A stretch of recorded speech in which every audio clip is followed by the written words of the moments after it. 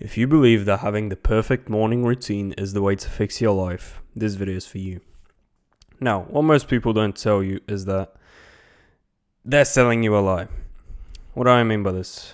Well, the wannabe 5 a.m. entrepreneurs that you see online that tell you waking up at 5 a.m. is going to change your life.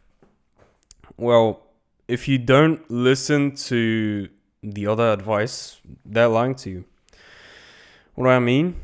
Well, you don't really know what to do at 5 a.m. when you wake up, do you? Well, I'm here to tell you just that. What you do, and in the beginning of your day, is eat the frog. Now, I have talked about this on my channel, but basically, this analogy is taken by a book. And in it, basically the question goes like this. If you knew that you'd have to eat a live frog before or after a dinner, a normal 3-course dinner, when would you eat it? Before? That B is horrendous. Before or after? Now, depending on your answer, I can tell how smart you are. So choose wisely.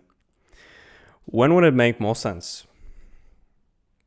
After you'd leave with some shitty aftertaste.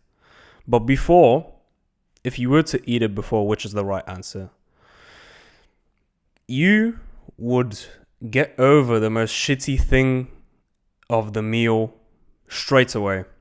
And then you can eat a normal meal normally and you'd feel fine.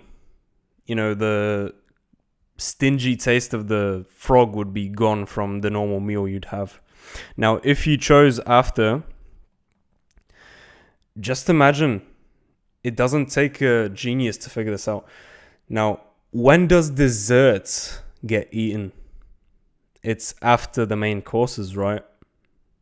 Usually people want a bit of pleasure than something sweet. Well, why would you move the most disgusting thing to the place of desserts? And don't come with this bullshit of, oh, I eat the hardest things I eat for dessert. Yeah, I eat my enemies for dessert, for example.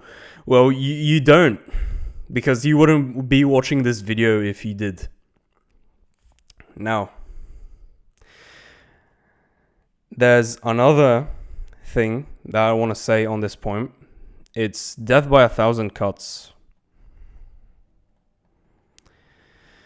And basically, this is to say that the more decisions you make before you start the most important work task of your day, the more decision fatigue you have. And the more decision fatigue you have, the more stupid choices you will make. Now, you know your priorities. You know how you rank them. Well, when you have made around 100 decisions before you start working, you might think, oh, I'd rather watch TV than work. Now, when you wake up at 5 a.m., for example, you're not gonna start watching TV, are you? I hope not. I certainly hope you're beyond that point. But if you were to start your work at, let's say, 1 p.m. or past 5 p.m., it's done. You can only assume how many decisions you would have made up until 5 p.m. This includes every single decision you make. So as soon as you wake up, are you deciding what outfit you're gonna wear? That's one. Are you deciding what you're gonna have for breakfast? That's two. Are you deciding whether to go to this gym or that gym? 3 decisions. And that's all in the span of 1 minute. Do you see how negligent some people are? Now, what I'm here to say is that there are people out there that have structured their routine so perfectly that they are executing without having to make any single decision. Now, what they simply do is they just plan their day the day before. And they plan it at the end of the day, specifically.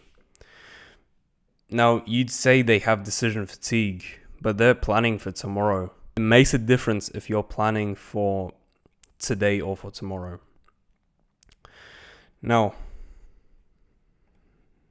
I hope you see why eating the frog is valuable.